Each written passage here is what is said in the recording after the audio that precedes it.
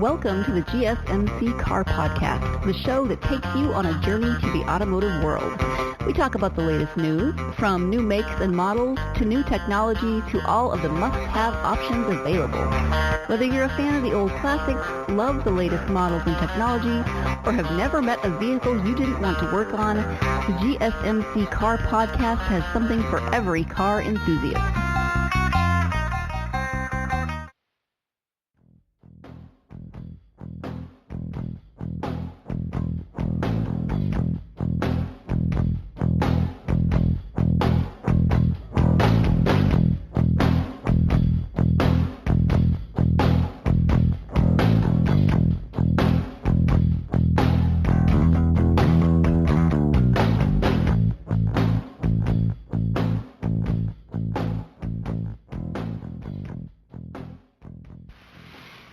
Thank you for tuning in to the GSMC Car Podcast, brought to you by the GSMC Podcast Network. I'm your host, David Lucy Mabel. Okay, welcome people to this edition of the GSMC Car Podcast, in which we are going to be talking about something that is not necessarily the most exciting thing on the road, but something I deem is very necessary to talk about nonetheless, because let's be honest, the vast majority of people who drive cars don't drive cars that are super exciting. They don't drive cars that are anything to write home about. They drive your regular everyday vehicles that get you from point A to point B. If you're a soccer mom, you might drive a minivan or a crossover or an SUV, or if you are a college student, you might drive an economy car. Well, today we are going to be talking about one of your regular run-of-the-day, run-of-the-mill, everyday SUVs that has been a staple on American roads for the past 17 years. And that SUV that is really nothing special at the end of the day, even though it is underappreciated, it is the Honda Pilot. Yes, I chose to do this podcast on the Honda Pilot. I don't typically do Honda products because Honda products tend to be very boring, but this one happened to fit my bill. So essentially we're going to be talking about the current Honda product, the current Honda Pilot and the current Honda product lineup. We are going to be talking about the competition that the Honda Pilot faces in the car market. We are going to be talking about the brief history of the Honda Pilot from 2003 to 2020, and at the end you will hear my thoughts on the Honda Pilot, and you will hear some of my favorite Honda products of all time, and some of my thoughts about the shifting of the car market from traditional sedans to crossovers and how I feel about that. So let's get started. Okay, to start off, I just want to drive the point home that the Honda Pilot is affordable. I know it would be obvious that the Honda Pilot is affordable considering the class of vehicle that it falls into, considering the fact that it's from Honda, and considering the fact that it's such a common vehicle on the roads, just like a Honda Civic or a Toyota Corolla or something. I mean, a Honda Pilot is something you see every day, so they're obviously affordable. But I want to, just to drive the point home how affordable the Honda Pilot actually is. Prices range from $31,650 to $49,720, which I was surprised when doing research on this, because I didn't even realize that the Honda Pilot got so expensive at the end of the lineup, at the end of the range, at the top of the line. And that is actually due to the new top of the line trim level called the Black Edition. It really makes a statement, folks. And I'm not just saying that to be, I guess, trendy and say, this is, makes a statement, blah, blah, blah, just to say that for the cliche. It actually makes a statement. It is showing us that Honda is wanting to come out with more exciting vehicles. They're not just keeping their vehicles for Acura. They're wanting to come out with more exciting vehicles, even if it's just a performance even if it's just an appearance package that they put and doesn't offer any real performance. It is very interesting that Honda is offering this black edition on the Honda Pilot due to the simple fact that Honda's lineup, aside from the NSX, which is not even marketed under Honda in the United States, it's the Acura NSX. So really, aside from the Honda Civic Si and the Honda Civic Type R, they don't have any other interesting vehicles. They've got Accords, they've got regular old Civics, they've got Insights and other sorts of things, the Honda Fit, they've got the Ridgeline, which, wow, I don't even know what on earth that's supposed to be. It's supposed to be a pickup truck, but it's front-wheel drive and it's unibody. It's not really a pickup truck. I mean, who knows what it even is at this point. They don't have any exciting vehicles, but the fact that they are able to put, a top-of-the-line trim level on what would otherwise be a boring vehicle, I have to commend them, because I like special edition vehicles like that. It's special. It makes the buyer feel like they got something special, in which they did. They don't make them all the time. And even if they did make them without a limited number, most people don't get the top of the line trim level. So if you splurge and you spend $50,000 on a Honda, you can get a Honda Pilot Black Edition. Aside from the Black Edition, I'll get more into that later on in this segment, we get a towing capacity of 3,500 pounds, which is decent. I mean, I'm not going to pretend it's best in class. Hondas have never been known for being extremely powerful, but it is capable of towing nonetheless. And let me get back to the Black Edition. The Black Edition entails a set of 20-inch black alloy wheels that are shiny and keeping with the trend of putting black wheels on cars. I mean, some people don't like it. I think modern cars look great with black wheels, so long as it is done correctly. And I believe that Honda, especially with the sweeping styling of its cars nowadays, has really captured the look of the black wheels on the Honda Pilot Black Edition. Black front grille. Black interior with red stitching. You see the reoccurring theme of black here, hence the name Black Edition. The red stitching says Black Edition on the seats. So not only are you getting leather, you're getting black wheels, you're getting a black grille, you're getting, red interior lighting. You're also getting stitching on the seats, which is just an extra cost that Honda has incurred to make this super special. And dare I say, it's an exciting Honda product. Aside from the NSX, which is made by Acura, and aside from the Civic Si and the Civic Type R, Honda doesn't really have any other exciting vehicles. I mean, an Accord with a V6 engine has a little bit of kick to it, but it's not meant to be like that. It just so happens to be the option that you were given. You can get a V6 engine and get your car to be a little bit more zippy. But it seems that Honda is, like I said, trying to liven up their brand image and make it a lot less boring. But of course, I can't stay on just the Black Edition. I have to talk about all the trim levels of the Honda Pilot. There is a wide array of safety features that are standard across all trim levels, down to the LX, all the way up to the Black Edition, and everything in between. You get things like lane keep assist.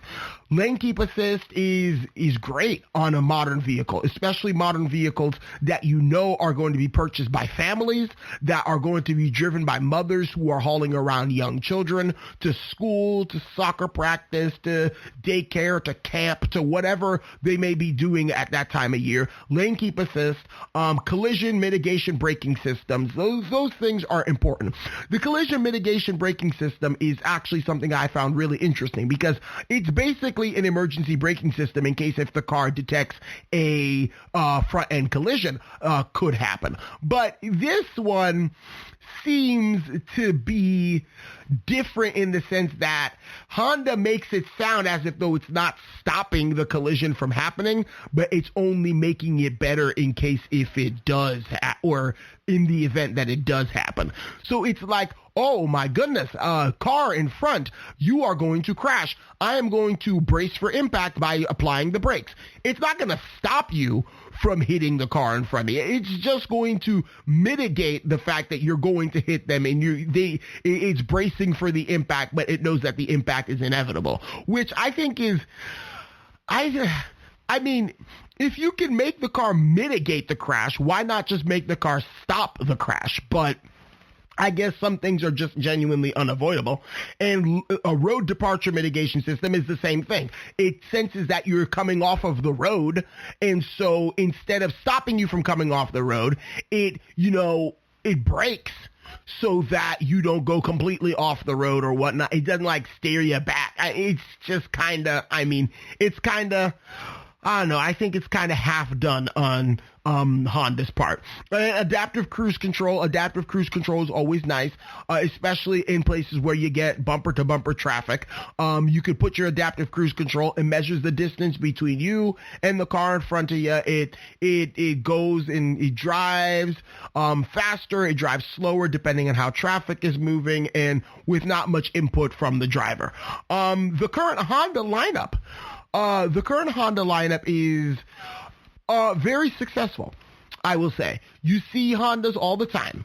Hondas are very common. Honda is in no way, shape, or form struggling at all right now. And that I am happy to announce, because even though I had a terrible Honda, which was an automotive abomination that I shall not speak of said Honda unless it's absolutely necessary, Hondas are good cars, and I recognize that they are good cars, even though I had a bad experience with one and I will never own one again. There are SUVs and crossovers, obviously. There's the HRV, which is like the subcompact.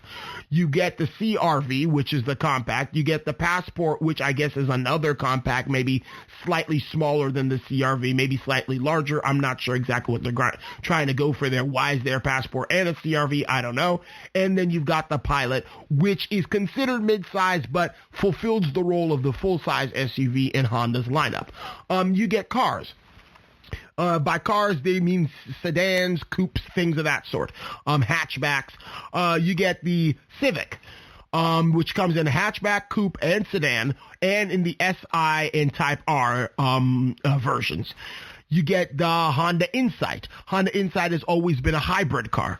You get the Accord. You get the Honda Clarity, which is a plug-in hybrid. The Clarity also comes with a fuel cell alternative, meaning that it is completely 100% electrical, but right now it's not available for sale. It's only available for lease. You get the Honda Fit, another small hatchback. Then you get the truck and the van. You get the Odyssey, which is probably the best minivan on the market today, as far as just sheer versatility goes. And then you get the Honda Ridgeline, which is some half-breed pickup truck / crossover / Honda Pilot. I don't even know what the Ridgeline is even anymore. I don't even know. But essentially, what we're going to be, discussing with the Honda Pilot is basically, the fact that it's underappreciated. I titled it a Honda Pilot, an underappreciated SUV. It is super underappreciated when you really think of it. A lot of people, when they think SUV, they think the big ones. They think the big dogs. They think Cadillac Escalade. They think Lincoln Navigator, or if they're not thinking luxury, then they think Ford Expedition or Chevy Suburban or GMC Yukon, or just those big old workhorses. But, you can get as much use out of, as much practical everyday use out of a Honda Pilot that you can get out of those things. I mean, they seat the same amount of people roughly. I mean, you might get one of those big behemoths that may have 4 rows of seats, but rarely anybody ever uses those. So in the purposes of the Honda Pilot, what you would be buying a Pilot for, you would not need such a grand amount of space, something that's so heavy and unwieldy and other sorts of, unpleasant experiences you would have driving a giant SUV. You could drive a Honda Pilot. And even amongst the SUVs in this segment, which are all crossovers, I mean, you get things like the Nissan Pathfinder. Quality's been suffering in Nissan for several years now, and you don't want a Nissan Pathfinder. It's not that great of a car. You don't want the Infinity version of it either, because also made by Nissan quality's going down. Not that great of a car. So you thinking that the Honda Pilot Pilot really comes in the middle of the pack and offers what the more expensive ones offer and offers what the cheaper ones offer too. And it's just a good value. It's underappreciated because people don't realize how good of a value a Honda Pilot is. And not only that, they are super reliable. My girlfriend, her Honda Pilot, affectionately named Dolly, has 226,000 miles on it. It's a 2006. It has a rebuilt title. It's been through the ringer and back, and I mean, the thing is still holding up just fine. I drove it. The thing is in wonderful health. Picks up, stops, turns, does everything a vehicle should do, and it does it with confidence, even after being through all the foolishness that it's been through. So that's just a testament to the reliability of said cars. They are very reliable, they are very good, and they are really what most people are looking for. So please stay tuned for the next segment of the podcast, in which I'm going to be discussing the competitors that the Honda Pilot is facing in the market. And then later on, I will discuss my own personal views and things that I like about Hondas, some of my favorite Hondas. And basically the last segment is going to be like my opinion on this, my opinion on Honda, and my opinion on some other things going on in the car world right now. So please stay tuned for the next segment of this podcast, and thank you for listening thus far.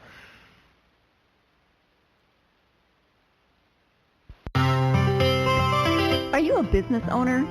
Someone interested in the latest news that might affect your business? Then check out the GSMC Business News Podcast, a show dedicated to keeping you up to date on all things concerning business, technology, and the stock market. Get a head start on the day as we keep you updated on the latest goings-on Wall Street, money, jobs, and technology. The GSMC Business News Podcast has you covered.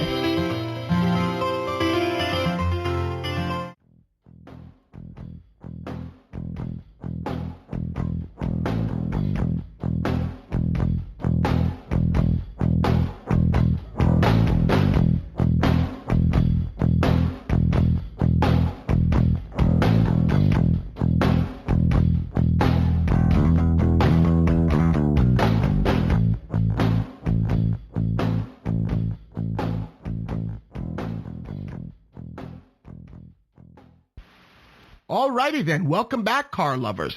In this segment, we are going to be discussing the competition for the Honda Pilot. And let me just tell you, the Honda Pilot has some stiff competition, but it is also a workhorse in this division. So I doubt that the Honda Pilot's competition is really even enough to scare Honda and make Honda scared, because Honda is one of the big dogs in this crossover SUV segment, as well as Toyota. And you will find that the Toyota offering, the Highlander, is basically the main rival against this. But before I get too ahead of myself, let's talk about the other rivals. Like I said, stiff competition in this segment. Autobytel.com says that there are 10 competitors to consider when considering the Honda Pilot. You got the Acura MDX. The Honda Pilot starts at $31,650. The Acura MDX starts out at $44,500. The Chevy Traverse starts out at $29,800. Dodge Durango has an MSRP of $30,795, which, frankly, I forgot the Dodge Durango even existed, because I have not been paying attention and I have not really given a flying flop about whatever Chrysler's been producing these days, because we already know it's junk from the beginning. Sorry to sound salty, but it's true. You get the Ford Explorer, which starts at $32,765. You get the Hyundai Santa Fe, which starts out at $26,275. You get the Kia Sorento, which starts out at $26,990. Notice how both of the South Korean cars are cheaper than the Japanese offerings. Mazda CX-9, $33,890. Nissan Pathfinder, $31,980. Toyota Highlander, the most expensive on this list, is $34,600.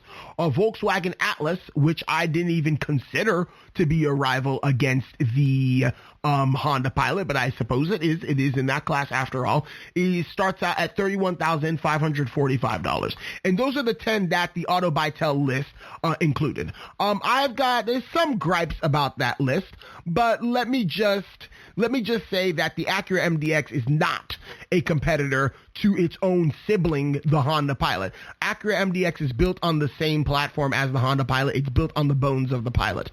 It's built by the same company, Honda, even though it happens to be marketed under the Acura mark of the Honda Motor Company. But it is it's a Honda at the end of the day. Car companies, at least nowadays, don't typically foster competition within themselves. They want each segment to be fulfilled by one vehicle to target that segment at another company to see if they can make their vehicle better. You don't want Honda, versing Acura as far as who has the better crossover SUV, blah, blah, blah. Like you don't want that to happen. So, here's two that I added that were not originally included on the list. The Subaru Ascent, it starts out at $31,995. The Mitsubishi Outlander starts out at $24,895, which is one of the cheapest on this list, actually the cheapest. And we know the reason why it's so cheap is because Mitsubishi is trying to get people to buy their cars because they know full and well that they are floundering and nobody wants to buy them because of their poor quality control and their reliability issues, so they're making it real cheap. And honestly, I'm not even sure if the Mitsubishi Outlander has a usable third row seats anyway. So basically, what I wanted to focus on as far as the competition goes, we're obviously not going to focus on specifications as far as horsepower and 0 to 60 times and aerodynamics and other sorts of things, because that's simply not the type of car we're dealing with. You're not dealing with a supercar, you're dealing with a super mom car. I mean, it's like super mom drives a Honda Pilot, but it's not a supercar. She might think it's a supercar, but it's not a supercar. So we're not going to be discussing that. Things that matter to people in this segment are price, safety, reliability, and practicality. Those are the things that most people rely on. Those are the things that most people count on when they buy a car. They want it to be safe. They want it to be reliable. They want it to be, they want it to be practical. They want it to be other sorts of things that are going to be conducive to their lifestyle. So that being said, we have the competition that is the main threat to Honda Pilot sales is definitely the Toyota Highlander. Now, when you look at all of the Japanese car companies, Nissan, which I guess used to be the big three in Japan, which is still part of the big three. I mean, it's not like they're dwindling down to nothing like Chrysler, but Nissan, quality has gone down in recent years. Mazda is just coming onto the game, and Mazda's still fairly new, so people are still trying to find out Mazda, but, Mazda back in the days produced some very unreliable cars, so that's not really been helping them. Subaru are making really good cars, but Subaru caters to a certain type of people, and not only does Subaru cater to a certain type of people, it is not as common to find Subarus because their company is just not as large and can't devote as much money as, let's say, Toyota is to do something. So, and then you have oh dear, what was I going to say? It says the Honda Pilot's Elite. I'm sorry, I lost my train of thought. Sometimes this happens, folks. You're reading the notes and then you just can't find it. But essentially, the point I was trying to make is that the Japanese companies that are the head honchos are Toyota and Honda. Toyota and Honda are the head honchos, so they're obviously going to be the head honchos going at it in this segment of the car world, which is the crossover midsize SUV. This is something that, it's sort of a toss-up. It's like when you take, the Chevy Silverado versus the F-150. Both have their history, both have their pedigree, both have been known to have problems at some point in their histories, so both of them are imperfect, but yet people keep on fighting against, Chevy Silverado, Ford F-150, but Chevy means this, well, Ford means fix or repair daily. At that point, you never really end up finding out which vehicle is better. And, it's the same difference between the Honda Pilot and the Toyota Highlander. I mean, you never really know which one is better, which one is worse, because they are so very similar and they've been designed to target each other, to try to eat at the other company's sales. I'm pretty sure there's some, sales numbers out there and statistics that tell you how much they sell in comparison with each other, but I will tell you it's probably not that far off. I will tell you though that, Honda does have the Black Edition on their Pilot, and that might entice some people to buy it over the Highlander, which doesn't have an aggressive looking trim. Now, it's also fair to say the type of person who's going to go and buy a Honda SUV with a Black Edition on it, the fully loaded SUV, that person, that person's not very common. That person, heck, might not even be in their right mind if they're going to be spending $50,000 on a Honda. So I don't think Toyota has much to worry about that. But if Toyota really wanted to respond to the Black Edition, then they should respond by making a TRD version of the Highlander to go neck and neck with this thing. I mean, if they really wanted to, they could, but I doubt anybody's going to actually do it. And essentially, what I'm trying to say here is that, even though it may appear that Honda has a little leg up advantage because they have, an appearance package for their midsize crossover SUV. I mean, it's not that big of a deal. It's not that big of a deal. I don't think Highlander owners, I don't think Highlander executives from Honda are going to be looking at the Honda Pilot now, shivering in their boots and saying ooh, they got us. One way I will tell you that the Highlander is undoubtedly miles better than the Pilot is that it tows 5,000 pounds, whereas the Honda Pilot shows it only tows 3,500 pounds. This towing makes the Highlander slightly better. These are not things that you're going to be seeing towing mobile homes, nursing homes. Yes, do not tow nursing homes. Leave the old people alone.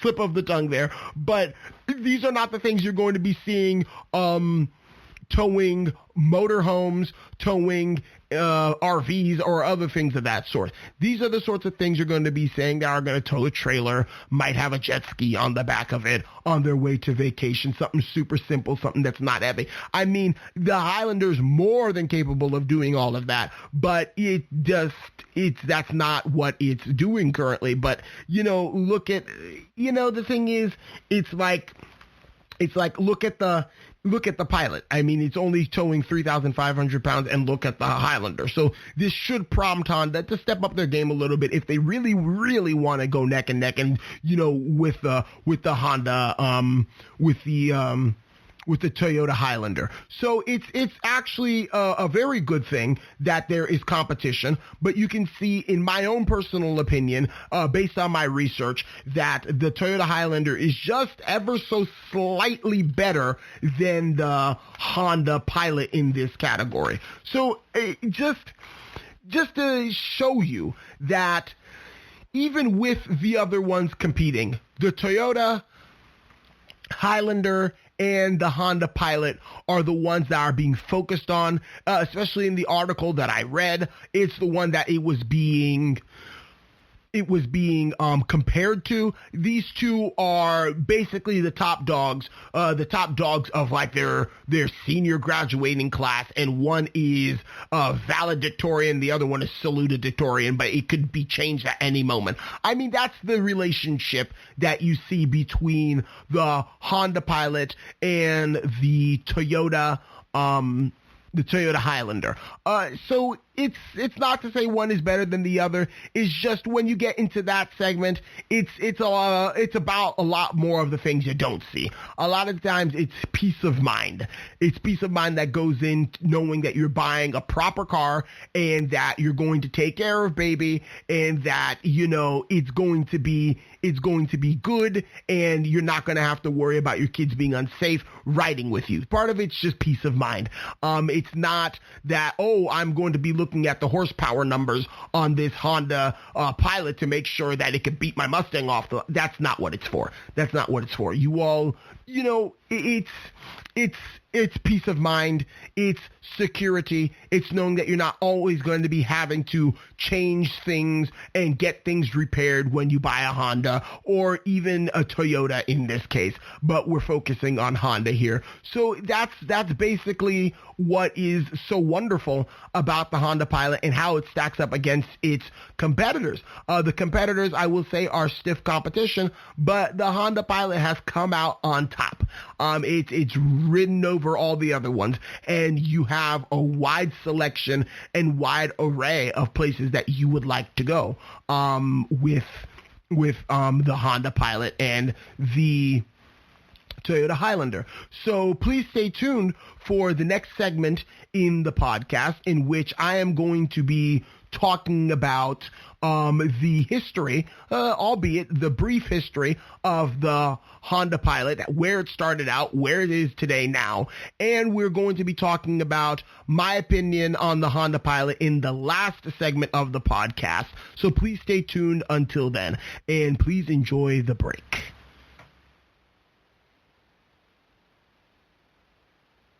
Tired of searching the vast jungle of podcasts? Now listen close and hear this out. There's a podcast network that covers just about everything that you've been searching. Hey! The Golden State Media Concepts Podcast Network is here.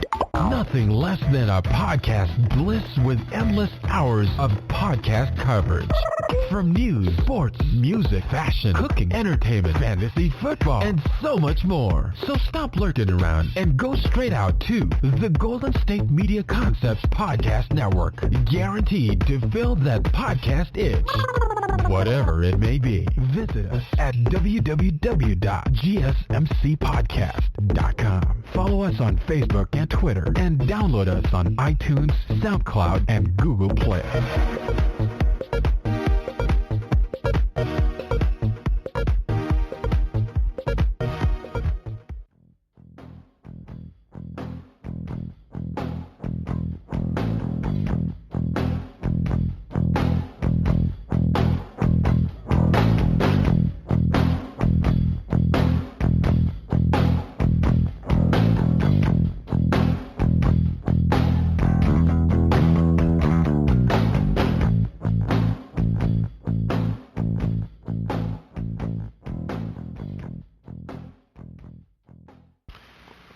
Okay, welcome back after the break, car lovers. So in the last segment, we discussed the competition that the Honda Pilot is going to face. But in this segment, we are going to be discussing the history, albeit brief, but nonetheless still illustrious history of the humble Honda Pilot. So let's get started. The Honda Pilot has only been around since 2003. It's a fairly new kid on the block as far as, you know, the big dogs of, you know, the Ford Expedition and the other things of that sort, but it doesn't have to worry about that because it's not competing against those cars. But, you know, one of the competitors has been around for a lot longer, albeit in a different form, and that would be the Nissan Pathfinder. The Toyota Highlander is fairly new on the block too. But as you can see, the Nissan Pathfinder is not really at the same par as this car is anymore. Before Honda had the Pilot, Honda had 3 SUVs. 2 were offered in America, and 1 was a really interesting collaboration that I will let you know about as soon as I finish mentioning these 2. They had the CR-V. CR-V was, I believe, Honda's first crossover SUV, still built on a car platform, and it was very small, lightweight, efficient, meant to go after Toyota's RAV4. that was a RAV4 competitor, not a Highlander, not a competitor, not anything higher than that. That was what the CRV was meant for. And then you had the Honda Passport, which at the time was still body on frame construction, built like a truck, and it was based on the same platform as the Isuzu Trooper of the time. Not the Isuzu Trooper. The Isuzu Trooper was, I think, the Acura RDX or something, which also was a collaboration with Honda. I should do something on that later. But the Isuzu Rodeo shared the same platform as the Honda Civic, not the Honda Civic, the Honda Passport of the time period. So those were the SUVs that Honda had in the North American market. And there's actually a really interesting collaboration, a joint venture between Land Rover and Honda to produce an SUV for the Japanese market. So what they did, they took a Land Rover Defender and they applied a Honda badge to it, badge engineered everything, and then thus made this Land Rover Defender the first Honda ever to have a V8 engine and to have, a story like that. I mean, to have a pedigree that it's actually a Land Rover, and because it's being sold in Japan, it's being sold as a Honda. So nonetheless, probably not a real Honda, but, something to put it out there that Honda had SUVs before the Pilot came along. So when the Pilot did come along, the Pilot was basically one of the earlier unibody SUVs. Unibody SUV didn't necessarily mean crossover like it does today. If you tell someone you get a unibody SUV, you're most likely talking about a crossover. I mean, not to say that it's a hard and fast rule that you can't be, you can't have a crossover and not have, body on frame construction or anything of that sort. It doesn't necessarily mean that. It just means that, unibody construction typically means crossover. But for the first two generations, the Honda, Pilot was not considered a crossover SUV. And you will soon see why.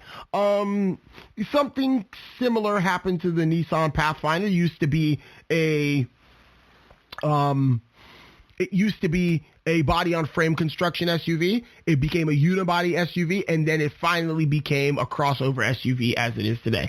The Pilot received a facelift in 2005 after the initial design in 2003. The second generation of the Pilot grew in size and became available for the 2009 model year. And in 2015, the Pilot completely changed and scrapped the whole boxy look, grew in size, and got a completely new design. This design complemented the Passport, and it shared the same platform in many body panels with the Ridgeline.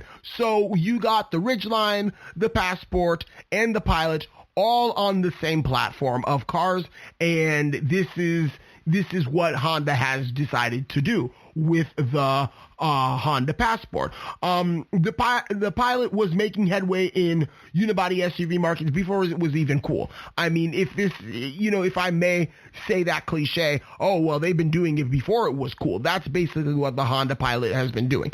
Honda Pilot's history is not very long, but it's very reflective of the times. As people were moving more towards crossovers, Honda took its most successful SUV, scrapped it away from the boxy styling, and then gave it a crossover, more flowing look, and that they would end up really benefiting from, as Hondas are very, very pretty nowadays. Essentially, what one is trying to say with this history is that it reflects the changing times. It reflects the changing times. Not only does it reflect the changing times in which people are becoming more picky what they want out of an SUV, people are also realizing that SUVs are the way to go, and that they're going to start doing every one of their daily activities in an SUV instead of having an SUV purely for off-roading purposes like it used to be. what is essentially happening with the car market is that it's shrinking. It's shrinking. It's not such a wide array of vehicles anymore. It used to be just sedans. It used to be sedans, wagons, this, that, all the other thing. But it's shrinking to just want something that's going to have the presence of an SUV, but have the driving experience of a car, but having the practicality of an SUV. Some elements of cars, some elements of SUV. Therefore, you have CUV, crossover utility vehicle. So that's what's basically happening with the Honda Pilot. Here are some innovative features that the Honda Pilot used to possess in the earlier days of its history. You had the cylinder deactivation. The cylinder deactivation was basically a page out of Cadillac's book. Cadillac had the cylinder deactivation system back in the 80s for their V8 engines. I believe their V8 diesel engines. It could have been the V8 gas engines too. But basically what they ended up saying and what they ended up doing is the fact that because the Cadillacs of the time period were such gas guzzlers and that they were suffering from gas guzzler attacks, in order to avoid such attacks, in order for everything to not be so in order for everything to not be so expensive, they decided to start deactivating cylinders as the car was reaching cruising speed. So if it was at cruising speed, then it would no longer be an 8-cylinder function. It would be a 6-cylinder function. And if it got down to even higher gear where it still didn't need as much power from the low-end torque of the V8, then it would go down to 4 cylinders. Obviously, Cadillacs don't do that anymore. So what do you think happened? Shocker. It failed. It was terribly miserable. It was unreliable. So I guess, that's where that came from, for the Honda Pilot. And obviously, because the Japanese do everything better than us Americans, they probably took it, that same concept, and gave their car this cylinder deactivation feature. Variable valve timing, as you know, Honda VTEC, always great engines, never hear any complaint about them, but variable valve timing was used on these as well. Perimeter frame rails to provide extra chassis support. I find that really interesting. And remember how it is considered not to be an SUV or not to be a CUV if it's a first or second generation Honda Pilot. But this would explain why it is considered an SUV and not a CUV, is because it has the perimeter frame rails to provide extra chassis support. That's not something that a crossover is going to need, because crossovers don't tow nearly as much for anything of that sort. But when you have the boxier versions of the Honda Pilot, the old generation and the generation that came after it, the first and second generations, this was basically what people were moving towards at the time. These were boxy SUVs. They were a product of their time. As people were moving away from that, Honda moved away from those as well and gave them more stylized, refined looks, just like the Honda Pilot enjoys today. Essentially, the Honda Pilot has a great future ahead for it. I don't see the Honda Pilot going away anytime soon. There's not a reason for it to go away anytime soon. It's successful. It's selling well. People like them. The people who own them don't want to get rid of them. And even if they did want to get rid of them, they can't get rid of them because they're as durable as Earth itself.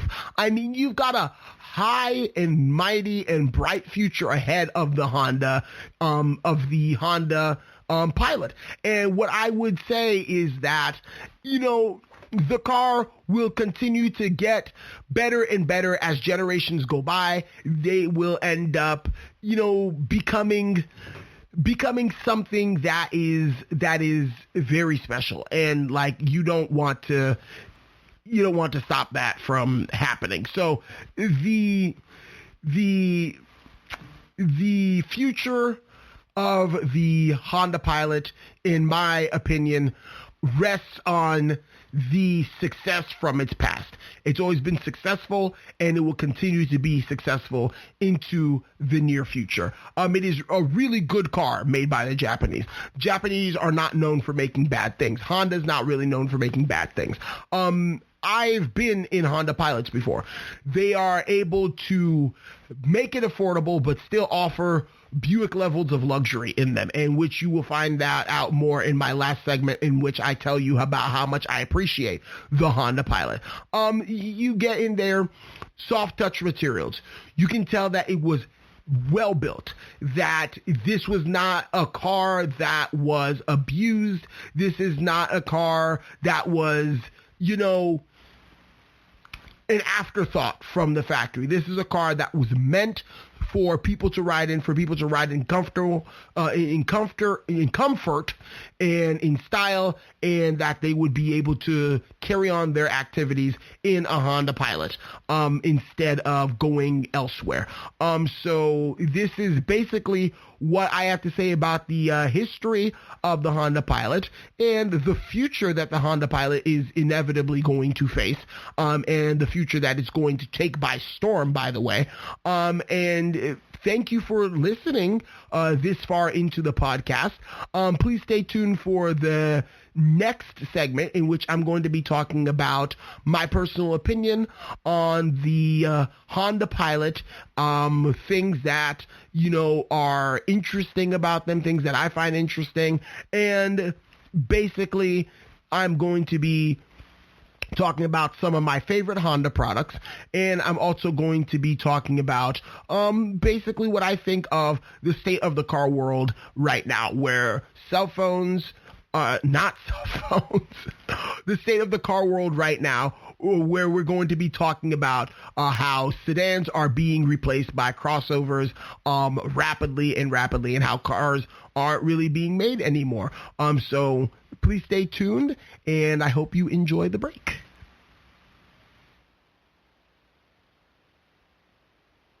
Do you work in the world of marketing and advertising? Are you a media buyer or the owner of an agency? Have you been looking for a podcast to help stay on top of all the goings-on of those worlds? The GSMC Marketing News Podcast is dedicated to keeping you up to date on all things concerning marketing and advertising. Get the latest marketing news, from what major businesses have planned for the coming year to the newest trends in advertising, from podcasts, digital and streaming, to the old standbys of radio, television, and billboards. The GSMC Marketing News Podcast has you covered, whether you're a marketing agent or a business trying to expand your brand.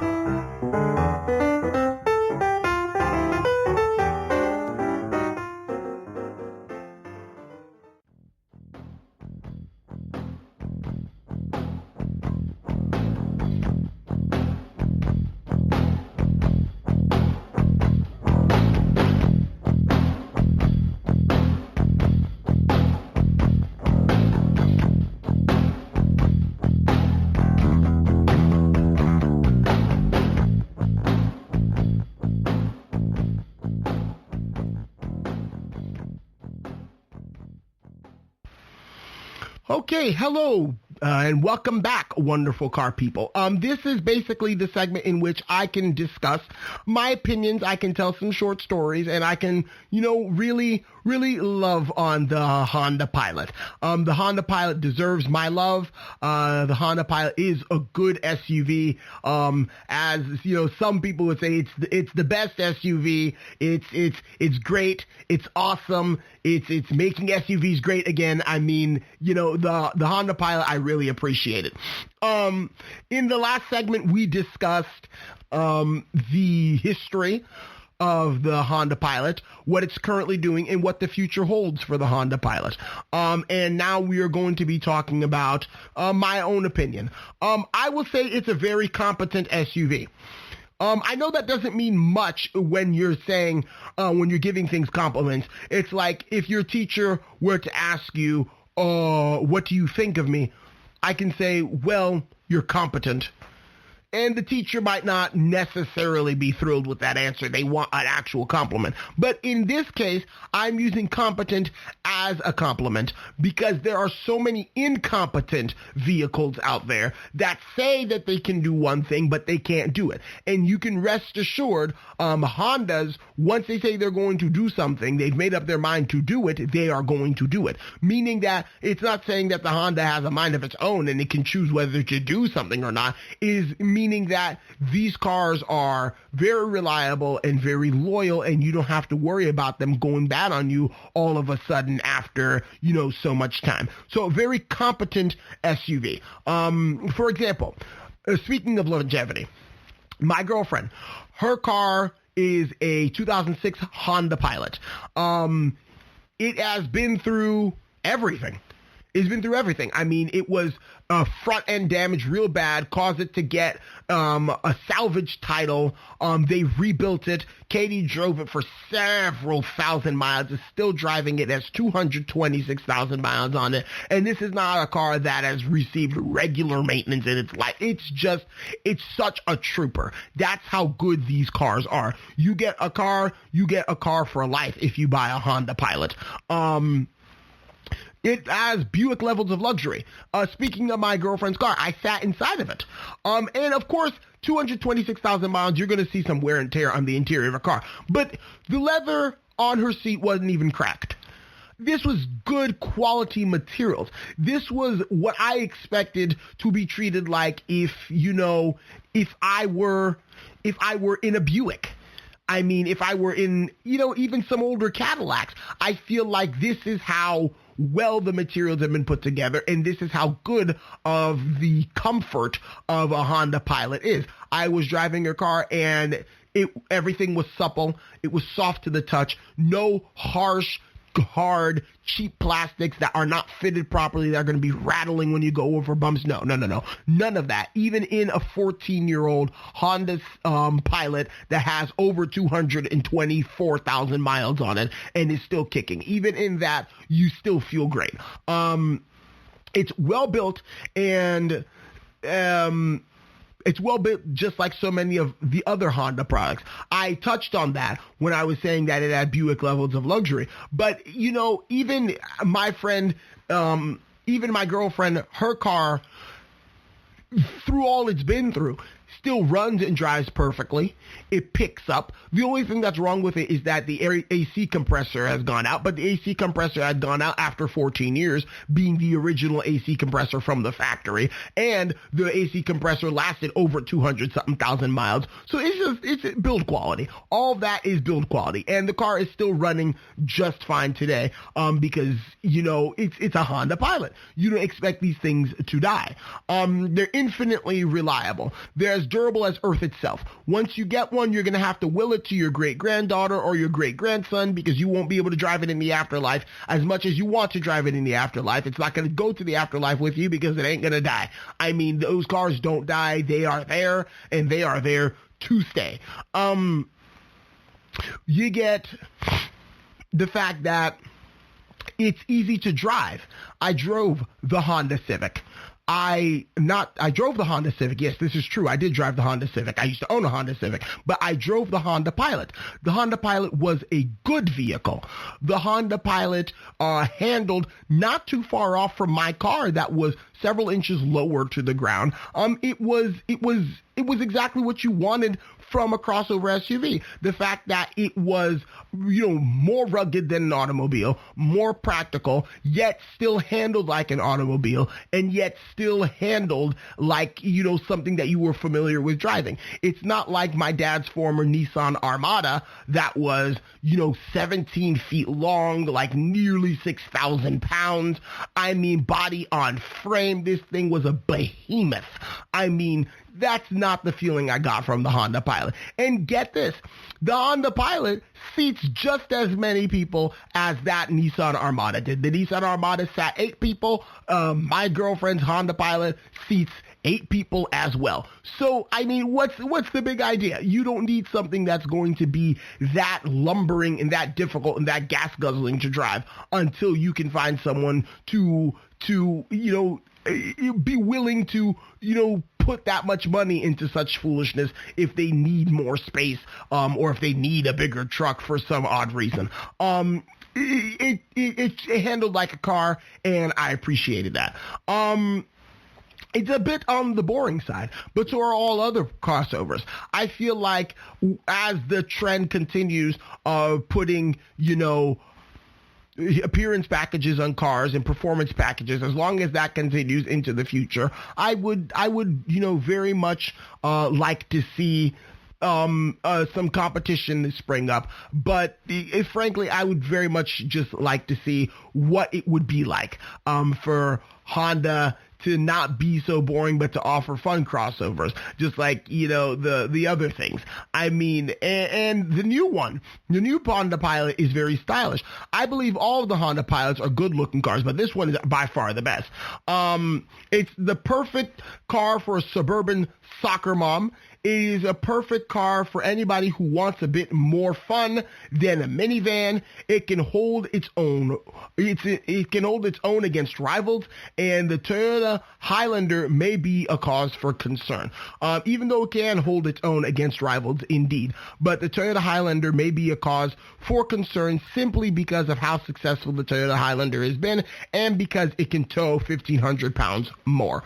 I don't know if there's something you could do to kind of push that limit to make it to 5. I don't know, but it can only tow 3,500 pounds versus the Highlander's 5,000 pound towing capacity.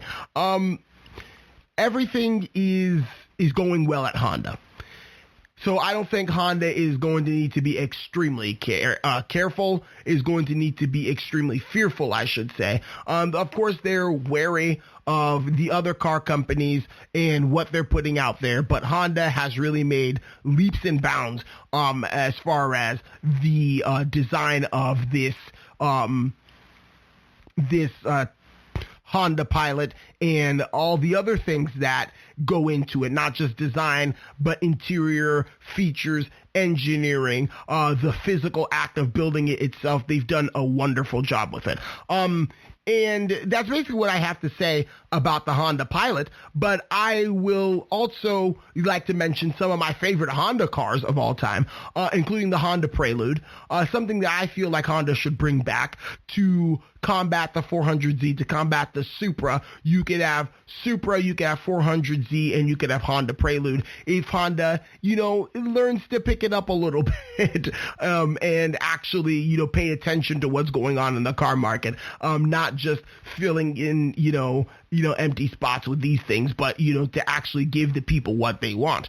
And not only that, I feel like the Honda NSX is a great car as well, even though it's marketed under Acura NSX, but Honda NSX is a wonderful car, a great C8 Corvette competitor, because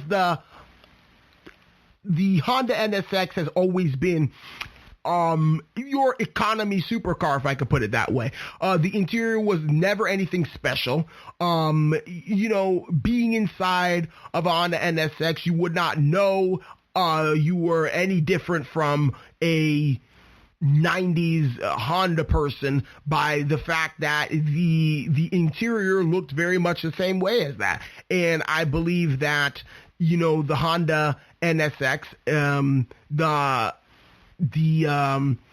the Honda Prelude are great cars. I believe they are great cars, and I believe the Honda NSX will find its niche competing against the C8 Corvette. And of course, what would be complete if I didn't mention the Honda Accord Coupe?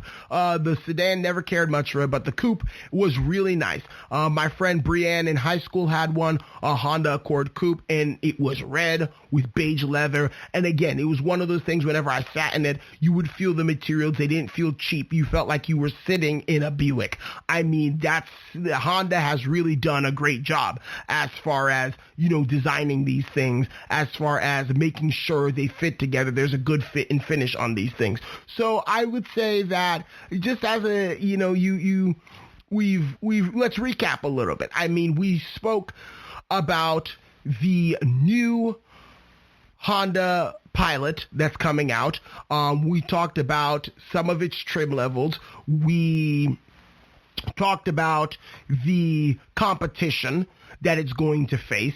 We talked about, after the competition, we talked about the brief history of the Honda Civic. And now here we are at the end of the podcast, and I'm giving you my thoughts on the Honda Civic. Not the Honda Civic, the Honda Pilot, pardon. I keep on making that mistake. So, yeah, that's basically what I have to say about the Honda Pilot. I appreciate it. It's a competent SUV. It is a good car. And really anybody who owns it cannot be, they cannot be upset, and they cannot take complaints, because there's really nothing to complain about. So thank you for listening to the GSMC podcast, GSMC Car Podcast, brought to you by the GSMC Podcast Network. I have been your host, David Lucy Mabel, and as always, if you like the podcast, please like and follow us on social media, Instagram, Twitter, Facebook, YouTube, things of that sort, and leave us a like and a comment if you like us. That really helps us. And once again, thank you for listening, and have a good night. You've been listening to the GSMC Car Podcast, part of the GSMC Podcast Network. You can find this show and others like it at gsmcpodcast.com. Download our podcasts on Apple Podcasts, Stitcher, SoundCloud, and Google Play. Just type GSMC into your favorite podcast app to find all of the shows from the GSMC Podcast Network. From movies to music, from sports to entertainment, from business news to weird news. Please subscribe to the podcast and follow us on Twitter and Facebook. Thank you, and we hope you've enjoyed today's episode.